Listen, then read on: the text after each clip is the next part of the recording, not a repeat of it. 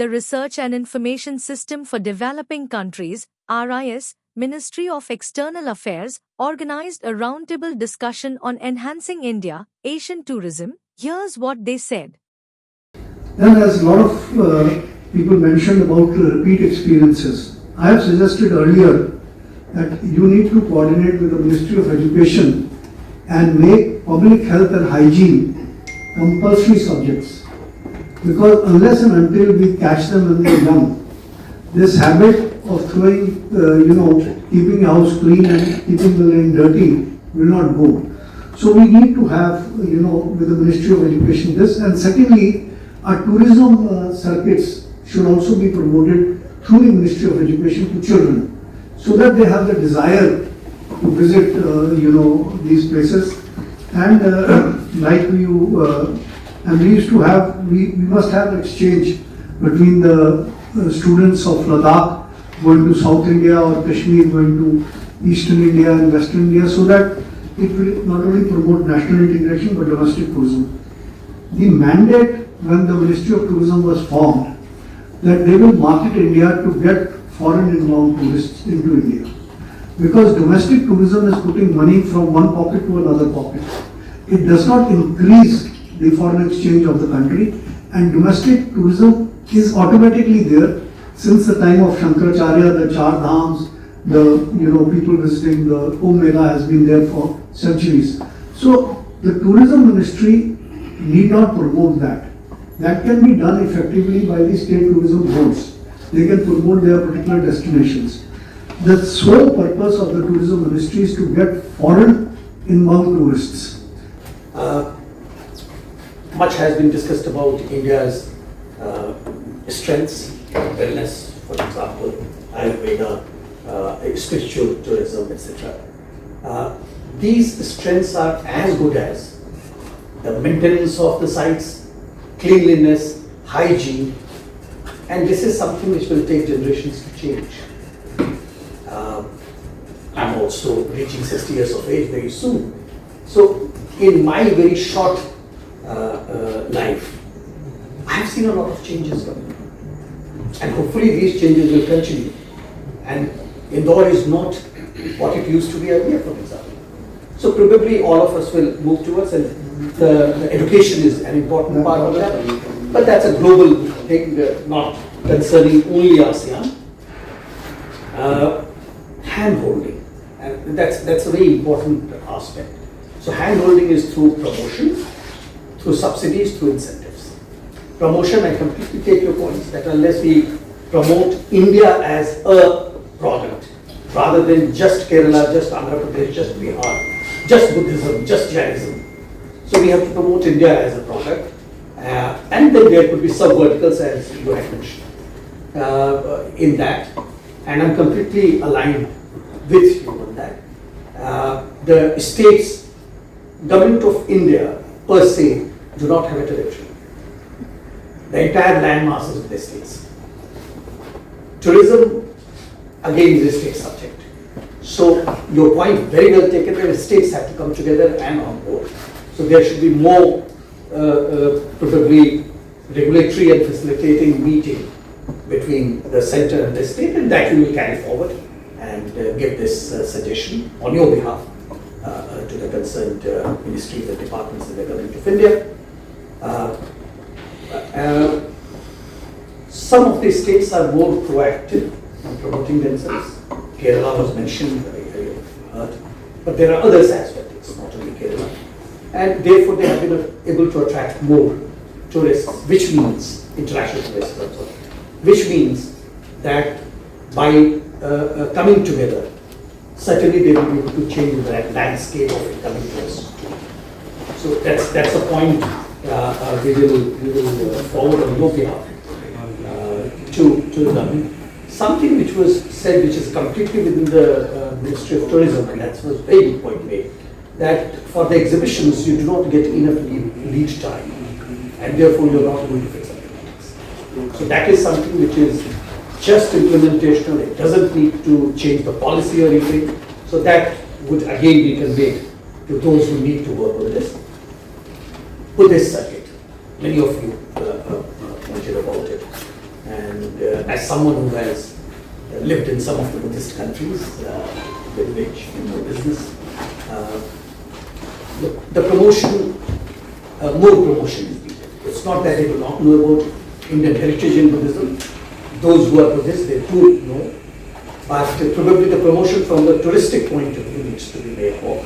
And I'm completely in sync with you. Buddhist visa, it's a debatable point whether we want to go into religion as nationality. So I'll leave at that. So visas are largely between the sovereign nations. So it could be debate for some other day whether we should only look at countries to grant visa or groups of people as well.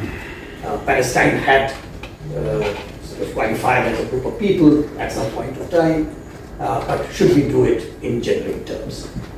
That is something which we can discuss sometime later. Skepticism of international tourists coming to India and therefore not repeat tourism coming to us. That is something where experience, someone talked about, the experience is more important than just the affordability of tourism. So experience is important, and it's an entire ecosystem which will need to be strengthened. It's not that it is not there. It will need to be strengthened, and we'll certainly pass it on there. Not falling into traps of smaller nations in ASEAN. If I look at from my perspective, both from the government as a think tank, wherever the revenue comes from, and if it's legit revenue, I'll go for it. If it is a legal revenue, of course, hands-off approach. But if someone comes here from Singapore, generates $10,000 of revenue in 10 days, I would probably go for it, though Singapore is a state nation. So I'll not get into the sizes of the country and what we need to do there. Geopolitics, you mentioned geopolitics and cyber frauds. Important points. It's all encompassing. Geopolitics, all of us know very well that sometimes they are disruptive, sometimes they are unpredictable, many a times they are false. So one can hedge against unpredictability, one cannot hedge against disruptions. So some hedging, and I'm sure industry does that kind of hedging in all industries, not only in tourism, all the time. And they will have larger enough a canvas to shift from one corner of the canvas to the other corner if one corner is blotted. On cyber frauds, awareness has to be built, and from my own perspective, serving in 9 countries outside India, what I have seen is that those who are elderly visiting India, generally they are the ones who fall prey to these frauds. Not only cyber, other frauds as well, which was mentioned during the training and human resources. Excellent point made. But there, those gentlemen or ladies who have made this point of training, I would request you to flesh it out more. What is it that the government's intervention could be there? Training, if I look at, say, information technology training, which is the largest training circuit doing in India, it is largely industry driven. Government largely doesn't regulate, and that is how it has reached to a level where it has reached. But if something specific can come out, we would really love to put it there so that it goes to the government agencies. But industries in most of the countries, what I have seen in my short life so far, is that in most of the countries, the training part, the regulatory framework for the training is provided by the government concern, but the training by itself as a commercial activity is done by the industry. But if there are other thoughts on that, I would love to look at that. More number of flights, more number of seats, absolutely, but with ASEAN, since it's more or less an open sky, so the commercial interests drive how many flights and how many seats. Yes, we can open new destinations, because the open sky policy also has mention of the origins or destinations of points. But yes, new destinations can be opened. And someone has said that it should only be opened when we are sure that it meets the global standards for international tourists to come and see that.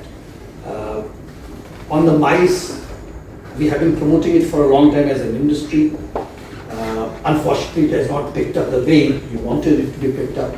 So any particular suggestion on MICE, we would love to pass it on.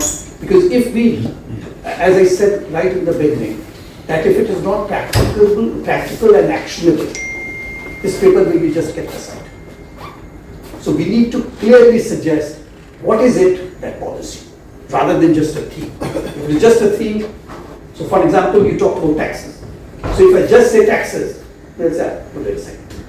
But if you clearly point out what are the pain points in that, so 5% tax that he said, that's a actionable point, and that will be forwarded. So those areas where it was only discussed as themes, if something more can be flashed out from there, we'll be grateful and will be ready to forward it. I'm not talking about those issues which are industry specific, business ethics and all, so that's, you know much better than I do. Indian weddings and film shooting, a couple of you have talked about it. But just think from a customer's point of view. Can you actually put a regulation saying that Indian weddings should only happen in India? No. So just think about what I'm saying is that it has to be practical and actionable. Yes, it is a concern, and we would expect that the right-minded Indians, Bharatiya, they would rather prefer Jaipur over Pataga. So we'd love to see that. But can we force them to do that?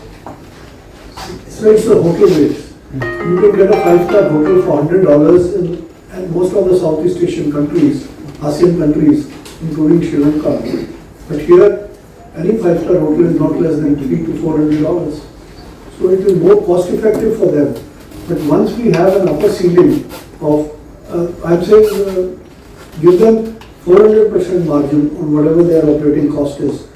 But there has to be an upper ceiling, both as the airfares and the... Since you are one of the longest engaged experts in this field, if you have any model in mind, we'll try to fund it. If you have any model in mind, if you have any best practices in mind from other countries who would have put a ceiling, and democratic country, I can't talk of China. So any democratic country who would have put a ceiling on hotel tariff or air tariff, we would love to know about that model.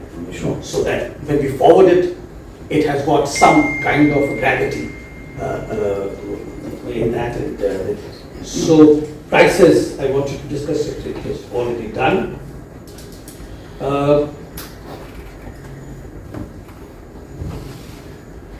Medical tourism.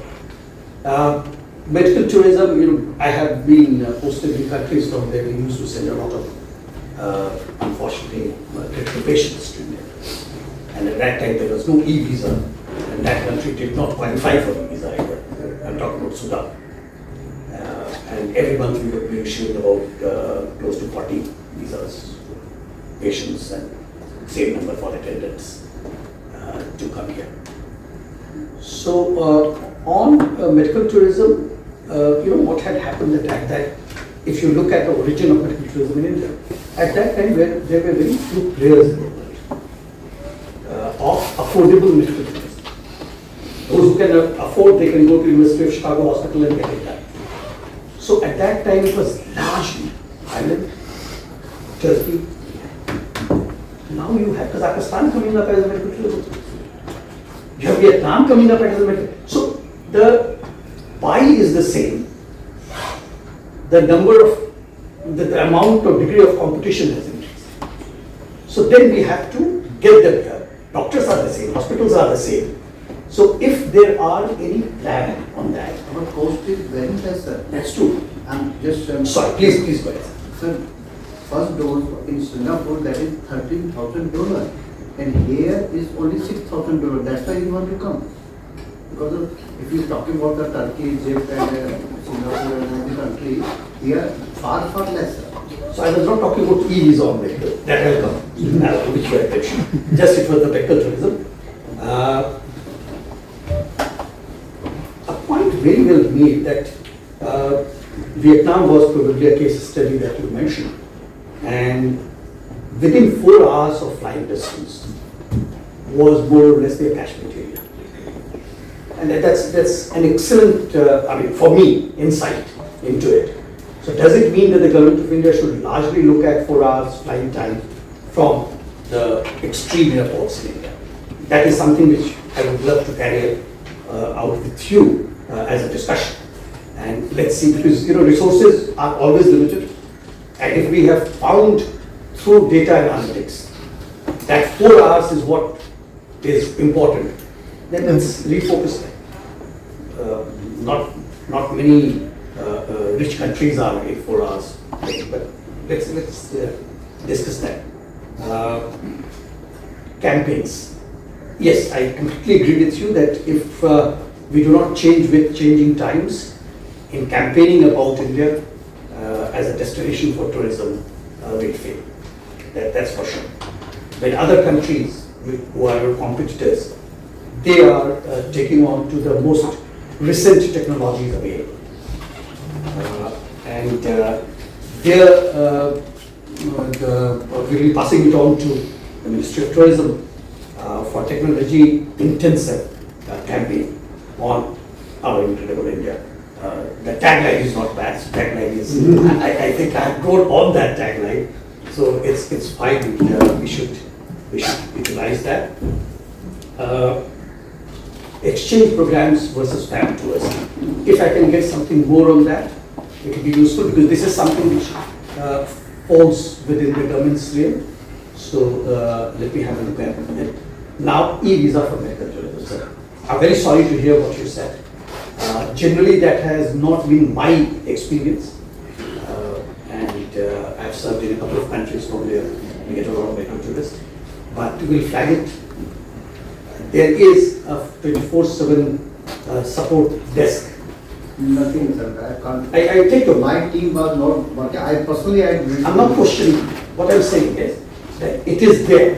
Why did it not work? I haven't made from that. Sir, I'm not questioning your. What you are saying is right. What you're saying is taking it on. Please. Please do this. What I'm saying is that there is a team which works on all e-visas, and it's 24/7. We'll forward it to Ministry of Home Affairs, because they are responsible for this. I've gone through all the details, each and micro level. Only one thing is this, the FRR portal is not matching that particular Ayush portal. That's it, nothing is there. If they match the empty number, is the which generated by the Ayush portal, and this is 12-digit number. If they match, the website is not matching. Due to this, is the papers and the document will not go forward. This is the main point. So we have noted this now. We'll forward it. Thank you. Exchange rate unpredictability. What to say there? But okay, we'll forward it. But I do not know what can be done. Well, it happens in all over the country, sir. All over the world. See, even the most sort of tourist-friendly places in the world. Yes, sir. You go to the hotel, you lose a lot of money. Airport is different, but quite well taken. I'll flag it. I don't know if someone will get a spark to decide on a policy perspective on this. Wildlife, I've noted down, sir. And wildlife, India, since we are now the largest number of tigers in the world. So if there are some concrete things that you want us to do other than the standards, which you have raised, we'll be very glad to take it on and pass it on to the relevant departments and ministries. closing down of ITOs, India Tourism Offices all over the world, and to give it to the private marketing agencies. Facilitation, very well taken, because in a couple of countries where I was, there used to be India Tourism Office. I worked with a couple of them. Problem which you mentioned was even then there, that a non-language speaking officer is supposed to promote. God knows how does he or she promotes.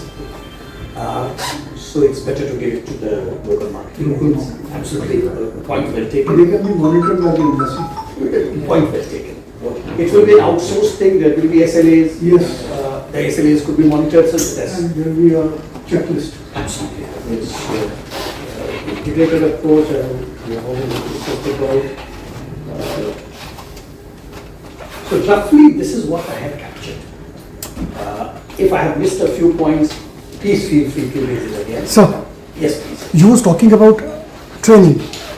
You know, what we are missing in India is destination specialist program.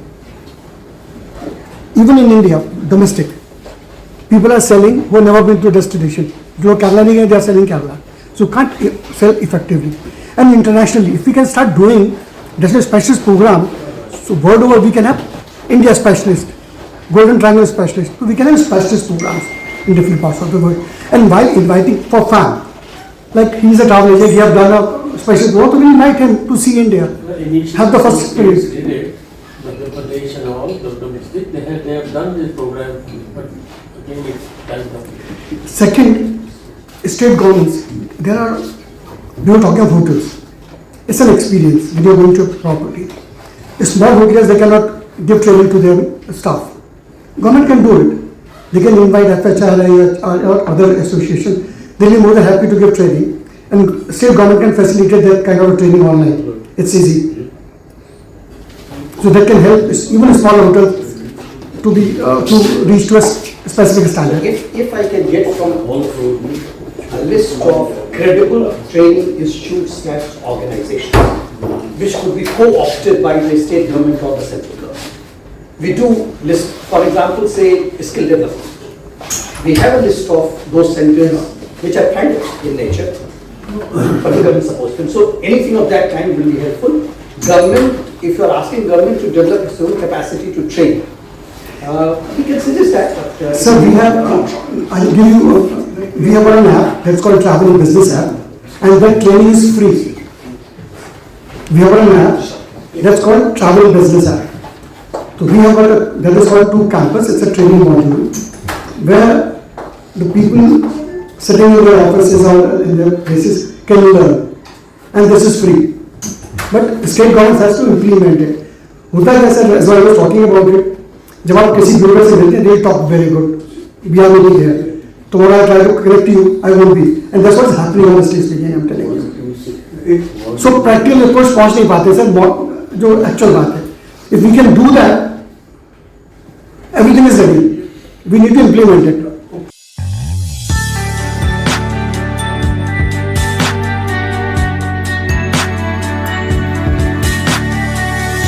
You are watching Travel World Online.